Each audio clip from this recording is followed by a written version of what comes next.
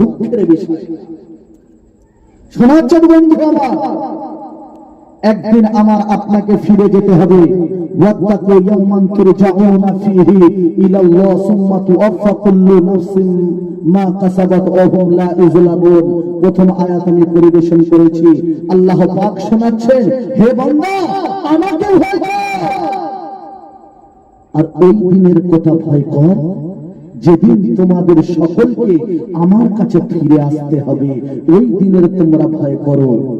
আর শুধু ফিরে আসলে তোমাদের খেলা শেষ নয়, যখন তোমরা আমার কাছে ফিরে আসবে তখন তোমাদের খেলা শুরু হয়ে যাবে। ও বাবা, ওই দিনের কথা ভয় কর।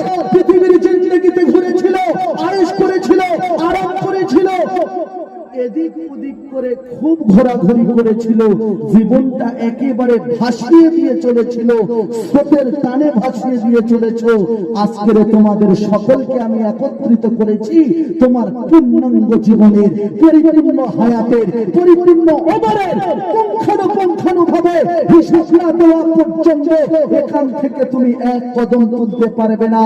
তাই নবী পাক জানিয়ে দিলেন, লা তাজুলু কদামান ইবনে আদম ইয়াউমাল কিয়ামা হাত্তা ইসআলা আন খামসিন। পাঁচটা প্রশ্নের জবাব না দেওয়া পর্যন্ত ওই দিন বনি আদম সন্তান এক কদম ওখান থেকে তুলতে পারবে না। আন উমারিহি ফিমা আফনাহু। প্রথম প্রশ্ন জিজ্ঞাসা করা হবে, তোমার যে বয়স দিয়েছিলাম, যে অমর দিয়েছিলাম, তোমার যে হায়াত দিয়েছিলাম, হায়াত কোথায় কাটিয়েছো?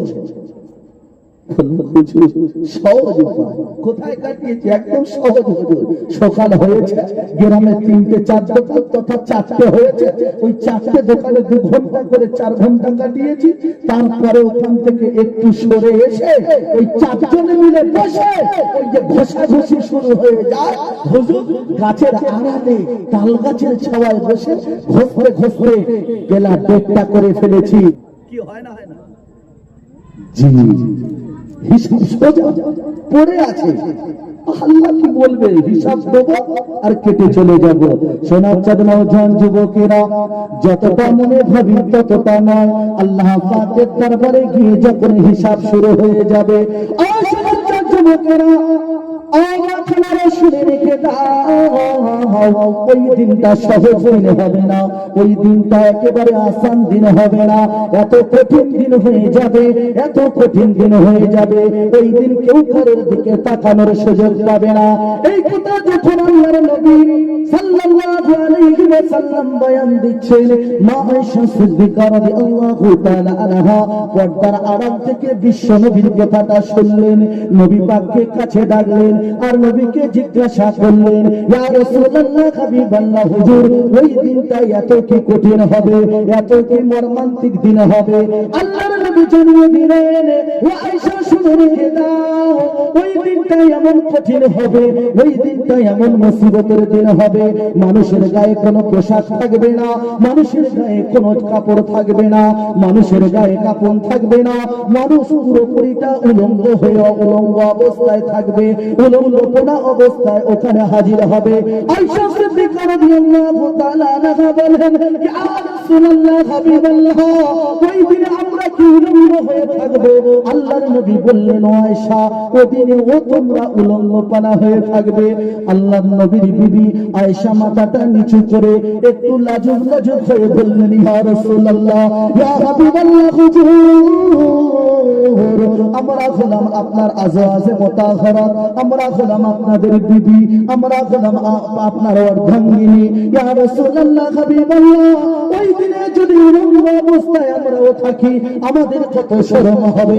আল্লাহর নবী জানালেন, আয়েশা, ওই দিনটা এমন কঠিন দিন হবে, ওই দিনটা এমন মুসিবতের দিন হবে, ওই দিনটা এমন পেরেশানির দিন হবে, ওই দিনটা এমন কষ্টের দিন হবে। ও আয়েশা শুনে রেখে দাও, সবাই উলঙ্গ থাকবে, কিন্তু এত পেরেশানি হওয়ার কারণে নজর কেউ কারোর শরঙ্গার দিকে যাবে না।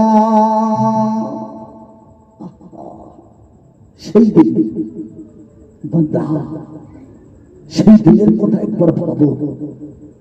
কেউ রেহাই পাবে না।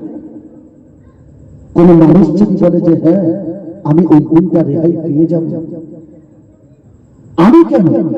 উপস্থিত যারা বসে আছে তার যে ওই দিনটা আমি রিয়াই হয়ে যাবো, আমার হিসাব দিতে হবে না, আমার আল্লাহ ডাকবেন, আমার ছাড়বে। যুবকেরা দেখতে দেখতে বয়স পেরিয়ে গেল, 50 পেরিয়ে গেল, 70 পেরিয়ে গেল। হুজুরের ওয়াজ শুনলাম, মাহফিল শুনলাম, মোবাইলে মাহফিল দেখলাম, মোবাইলে ওয়াজ শুনলাম, বাংলা কিতাব কিনে কিনে পড়তে শুরু করলাম। ও হুজুর,